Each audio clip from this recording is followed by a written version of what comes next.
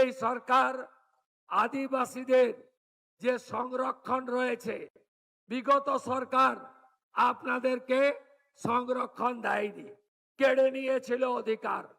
কারণ তারা পার্মানেন্ট চাকরি দিত না, কন্ট্রাকচুয়াল চাকরি দিত।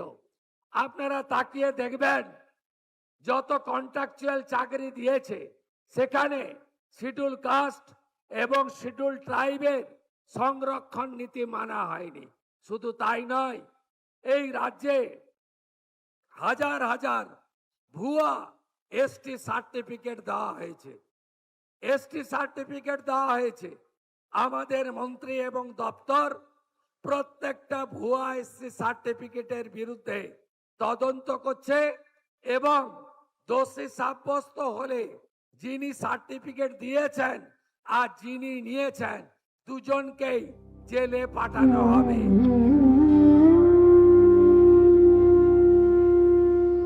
রাজ্যে ক্ষমতায় এসেই প্রধানমন্ত্রী নরেন্দ্র মোদীর দেখানো পথে রাজ্যের উন্নয়ন যজ্ঞে ঝাঁপিয়েছেন মুখ্যমন্ত্রী শুভেন্দু অধিকারী। পশ্চিমবঙ্গের প্রতিটি প্রান্তে উন্নয়নের আলো পৌঁছে দিতে দৌড়ে বেড়াচ্ছেন কোচবিহার থেকে কাকদ্বীপ। আর সোমবার প্রথমবারের জন্য বাঁকুড়া সফরে গিয়ে রাজ্যের পশ্চিমাঞ্চলের জন্য উন্নয়নের ডালি উপুড় করে দিলেন শুভেন্দু অধিকারী। হুল দিবসের পূর্ণ দিনে রাজ্যের প্রতিটি আদিবাসী অধ্যুষিত এলাকায় বিজেপিকে বিপুল ভোটে জয়ী করায় আদিবাসীদের ধন্যবাদ জানিয়ে পাশে থাকার আশ্বাস দেন মুখ্যমন্ত্রী।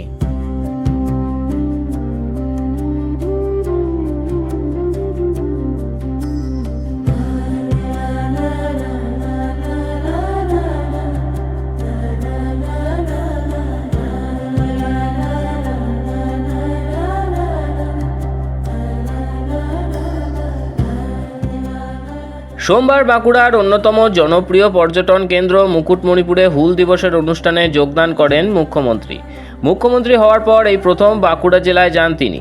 অনুষ্ঠানে যোগদান করে কৃতি আদিবাসী শিল্পীদের সম্মান প্রদান করেন তিনি। এরপর বক্তব্য রাখতে গিয়ে ভারতীয় জনতা পার্টির মতাদর্শ তুলে ধরে শুভেন্দুবাবু বলেন, আমরা চাই আপনারা নিচে নয় আমাদের পাশে বসুন। সেজন্যই আদিবাসী রমণী দ্রৌপদী মুর্মুকে রাষ্ট্রপতির আসনে বসানো হয়েছে বলে উল্লেখ করেন তিনি।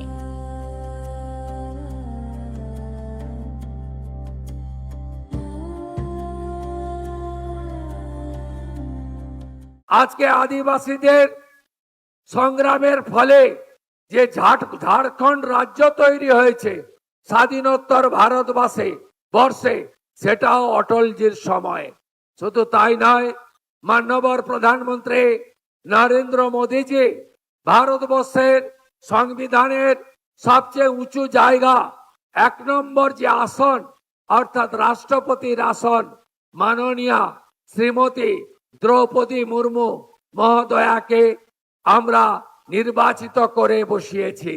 আজকে আমরা চাই আপনারা নিচে নয় আমাদের পাশে বসুন।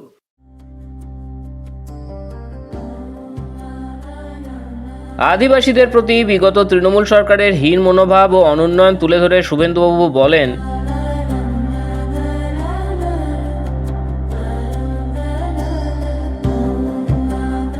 বিগত সরকারের আমলে আপনাদের এখানে অনেক কর্মসূচি পালন করা হয়নি। রেসিডেন্সিয়াল একলব্য স্কুল প্রধানমন্ত্রী আরো 9টা করতে চেয়েছিলেন।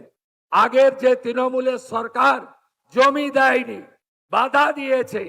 তারা দ্রৌপদী মুর্মু মহোদয়াকে পর্যন্ত অপমান করেছে, আপনারা জানেন।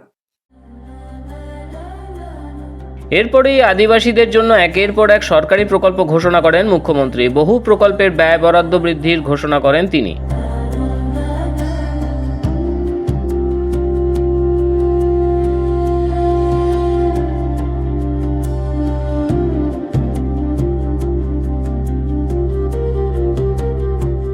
প্রত্যেকটি আদিবাসী গ্রাম, আদিবাসী পরিবার, আদিবাসী এলাকা আমরা উন্নয়নের চরম শিখরে পৌঁছে দেব।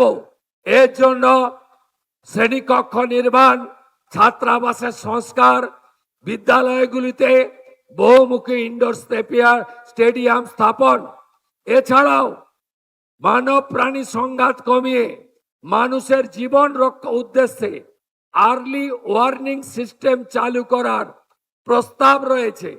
আপনাদের জীবিকা উন্নয়ন, আয় বৃদ্ধি এবং পিএম জনমন প্রকল্পের আওতায় আমাদের যে আদিবাসীদের মধ্যে প্রাচীন আদিবাসী গোষ্ঠী রয়েছে, অর্থাৎ লোধা, বিহর, টোটো, এদের জন্য আমরা আলাদা খাদ্য নিরাপত্তা সহ অনেকগুলি কর্মসূচি চালু করেছি। আগামী আগস্ট মাস থেকে এর সুফল আপনারা পাবেন। আপনাদের বিভিন্ন এলাকায় যাতে কৃষি, সেচ, হিমঘর আরো উন্নতভাবে আপনাদের যে কৃষিজ এবং হর্টিকালচারে আরো উন্নয়ন করা যায় তার ব্যবস্থা আমরা নিচ্ছি। আদিবাসী এলাকায় ক্রীড়া খেলাধুলার মান উন্নয়ন, সরঞ্জাম দেওয়া, বিশেষ ভাতা প্রদান করা এবং আদিবাসী এলাকাতে যাতে আমরা আবাস, শৌচালয়, প্রধানমন্ত্রী সূর্য ঘরের সোলার প্লেটের আলো এবং জল জীবন মিশনে আমরা পানীয় জল দিতে পারি তার ব্যবস্থাও করছি। আপনাদের যে ভাতা রয়েছে জয় জোহার, তাতে অতিরিক্ত আরো 500 টাকা করে আপাতত আমরা বৃদ্ধি করেছি। পরবর্তীকালে এ বিষয়ে আরো আমরা উদ্যোগ গ্রহণ করব, আশ্বস্ত করতে চাই। আদিবাসী লোক সংস্কৃতি শিল্পী ও গাঁওতাগুলিকে সহযোগিতা, আদিবাসী ছাত্রছাত্রীদের জন্য খাবার ভাতা বৃদ্ধি সহ কিছুই বাদ দেননি তিনি।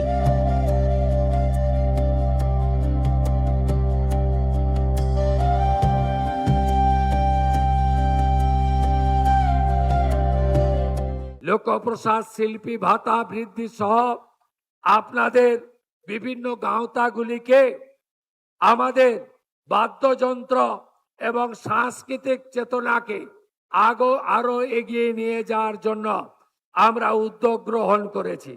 আমরা আদিবাসী এলাকায় বিশেষ উন্নয়নের জন্য 350 কোটি টাকা আলাদা প্যাকেজ তৈরি করার জন্য মাননীয় মন্ত্রী ক্ষুদিরাম টুডুর দপ্তরকে দিয়েছি, যাতে তারা এই কাজটা করতে পারে।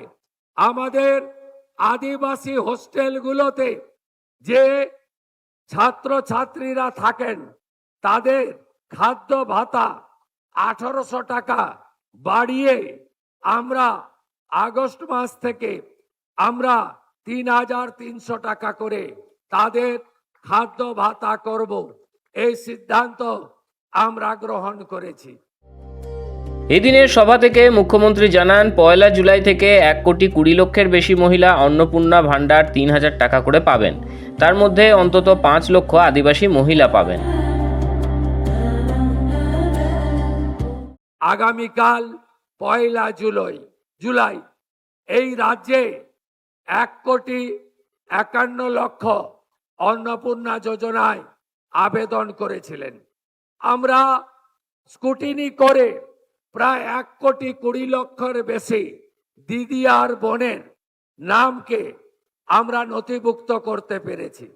এদেরকে আগামীকাল আমরা 3,000 করে টাকা অ্যাকাউন্টে ট্রান্সফার করব। 1,20,00,000 দিদি এবং বোন। এর মধ্যে আপনারা শুনলে খুশি হবেন, 5 লক্ষ আমাদের আদিবাসী দিদি এবং বোন আছে, 5 লক্ষ। তারা আগামীকাল 3,000 টাকা অ্যাকাউন্টে পাবেন। প্রতি মাসে তারা এই সরকারের তাদের অ্যাকাউন্টে পাঠাবে।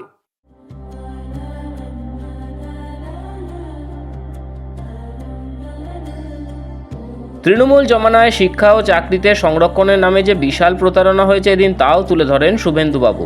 তার সরকারের জমানায় কোনো ভুয়ো আদিবাসী শংসাপত্র জারি হবে না বলে আশ্বস্ত করে মুখ্যমন্ত্রী বলেন, এর আগে যে আধিকারিকরা ভুয়ো আদিবাসী শংসাপত্র জারি করেছে ও যারা তা গ্রহণ করেছে দুজনকেই জেলে ভরা হবে। এই সরকার আদিবাসীদের কর্মসংস্থানও দিতে চায়। এই সরকার আদিবাসীদের যে সংরক্ষণ রয়েছে, বিগত সরকার আপনাদেরকে সংরক্ষণ দেয়নি, কেড়ে নিয়েছিল অধিকার। কারণ তারা পার্মানেন্ট চাকরি দিত না, কন্ট্রাকচুয়াল চাকরি দিত। আপনারা তাকিয়ে দেখবেন যত কন্ট্রাকচুয়াল চাকরি দিয়েছে সেখানে শিডিউল কাস্ট এবং শিডিউল ট্রাইবের সংরক্ষণ নীতি মানা হয়নি। শুধু তাই নয়, এই রাজ্যে হাজার হাজার ভুয়া এসটি সার্টিফিকেট দেওয়া হয়েছে। এসটি সার্টিফিকেট দেওয়া হয়েছে। আমাদের মন্ত্রী এবং দপ্তর প্রত্যেকটা ভুয়া এসটি সার্টিফিকেটের বিরুদ্ধে তদন্ত করছে এবং দোষী সাব্যস্ত হলে যিনি সার্টিফিকেট দিয়েছেন আর যিনি নিয়েছেন দুজনকেই জেলে পাঠানো হবে। আদিবাসীদের সার্টিফিকেট 2 নম্বরই করতে এই সরকার, ভারতীয় জনতা পার্টির সরকার দেবে না, এটা আপনারা নিশ্চিন্ত থাকতে পারেন। পশ্চিমাঞ্চল উন্নয়নের নামে মমতার ভণ্ডামির মুখোশ খুলে চাঞ্চল্যকর তথ্য জানান শুভেন্দুবাবু। তিনি বলেন, গত 3 বছর ধরে পশ্চিমাঞ্চল উন্নয়নে 1 টাকাও বরাদ্দ করেনি তৃণমূল সরকার। ক্ষমতায় এসেই তার সরকার পশ্চিমাঞ্চলের জেলাগুলির উন্নয়নের বিপুল বরাদ্দ করেছে।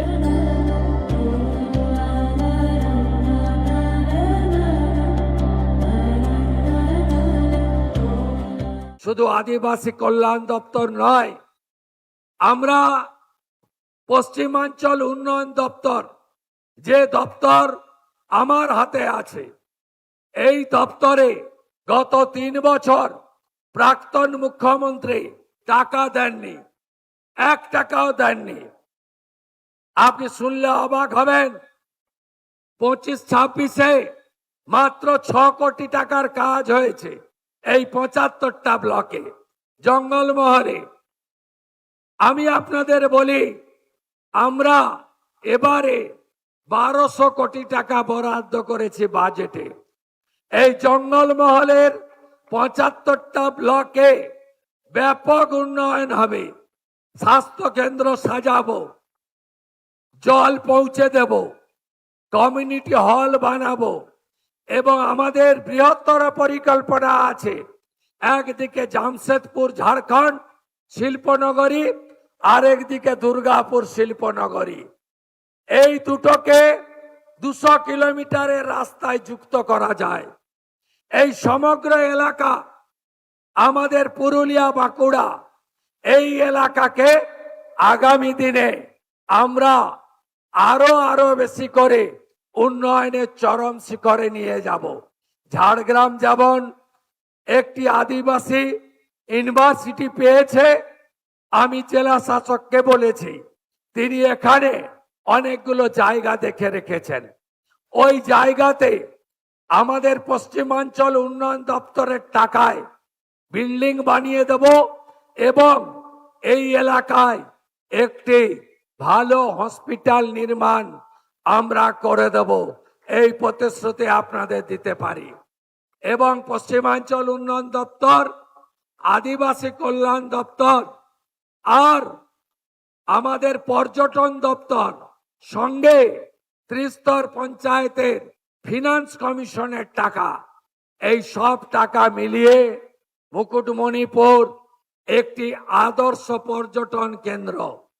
এখানে আরো পরিকাঠামোর শ্রীবৃদ্ধি করা দরকার। আরো অরণ্যকে রক্ষা করে আমাদের আরো প্রকৃতি মা আমাদের যা দিয়েছে সেটাকে আরো সাজানো দরকার। এই কাজগুলো আমরা করব। এদিনের সভা থেকে বিজেপিকে বিপুল ভোটে জয়ী করার জন্য আদিবাসীদের ধন্যবাদ জানান মুখ্যমন্ত্রী। আশ্বস্ত করে বলেন, যে কোনো পরিস্থিতিতে আদিবাসীদের পাশে থাকবে তাঁর সরকার। গর্ব করে শুভেন্দুবাবু বলেন, রাজ্য বিধানসভায় বর্তমানে 17 জন আদিবাসী বিধায়কের 17 জনই বিজেপির।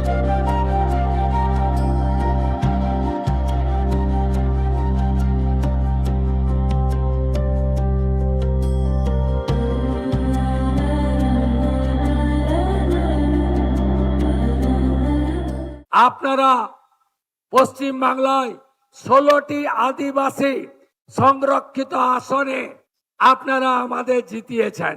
শুধু 16টি সংরক্ষিত নয়, কাশীপুর জেনারেল আসন থেকেও কমলাকান্ত হাঁসদাকে জিতিয়েছেন।